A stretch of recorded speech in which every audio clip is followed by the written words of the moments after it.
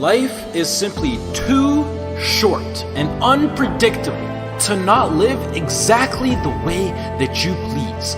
It is ridiculously unpredictable. It is possible that on any given day to die at any point throughout that day without ever being able to see it coming.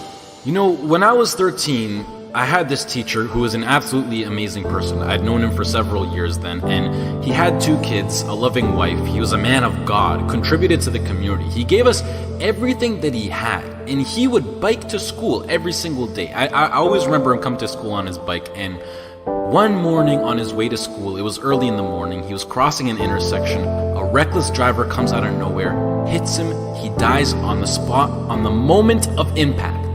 His death taught me so many valuable things in life, and one of them being that it went on to show that no matter how much you don't deserve to die, and no matter how good of a person you are, and no matter what your situation is, no matter anything, it goes to show that death is inevitable and random, and it will eventually consume each and every single one of us, whether it's in 50 years, in 10 years, next year, or even tomorrow. You cannot control it. The people around you cannot control it. As long as you're at the wrong place at the wrong time, your whole life could disappear in the blink of an eye, along with everything you wished you could have done. Whether you're walking down the street, whether you're stepping into the elevator, whether you're walking down the stairs, whether you're just existing. Listen, you'll see people from nowhere die of a heart attack. Gone. No family history, no symptoms, no causes, nothing. It happens, and that's the cruel life that we live in, and it's something that we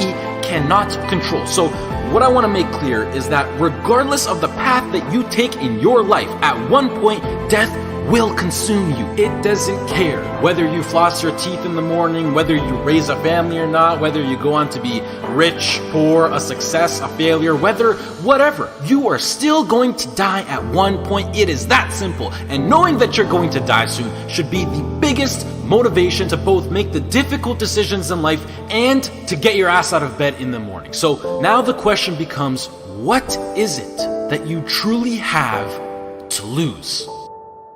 If you pursue your dreams and you fail, sure, you might be a little bit more financially unstable. You might experience stress or other feelings you wish you never had to experience. But either way, even if you fail, you will end up back to where you started, which is where you are now. So what do you literally have to lose? Some of you right now, you're thinking about maybe starting a business. You have a great idea that you want to incorporate into your lifestyle. Maybe you're thinking about pursuing your dreams to the fullest. Maybe you're thinking about putting in the work to become a doctor, an engineer, a firefighter, a professional athlete. But some of you won't follow these ambitions because you're afraid. You're afraid to fail. You let the fear of failure dictate your actions, and you're afraid of what mama or papa thinks. You're afraid of what your sister, your brother thinks, or your grandpa or your grandma, or your cousins, or whoever. But what truly matters is you.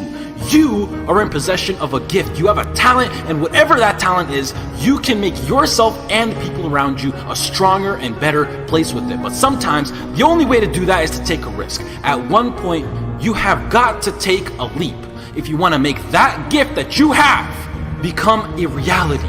Otherwise, society will gladly accept you as a 9-to-5 slave working just to pay off your rent and to stay alive and to live for the weekend, which is the absolute worst way to live.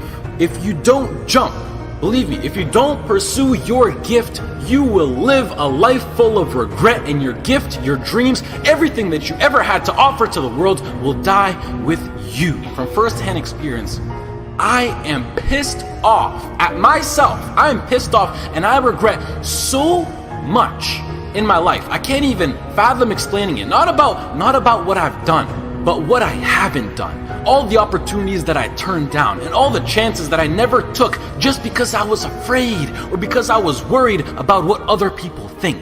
And I officially decided to sit down. I sat down for weeks. I didn't just think of what I'm saying right now. I didn't think of it overnight.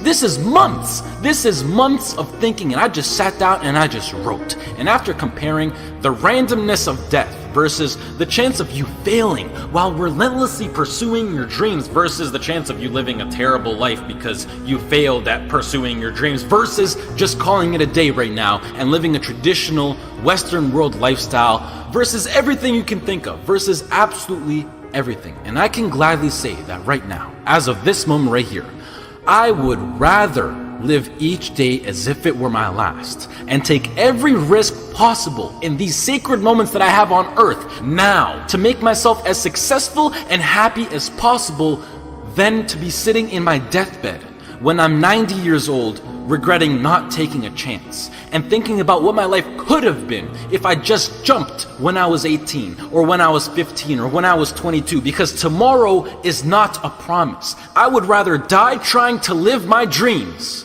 than to live a longer life filled with regret. Life is too short and too unpredictable to live it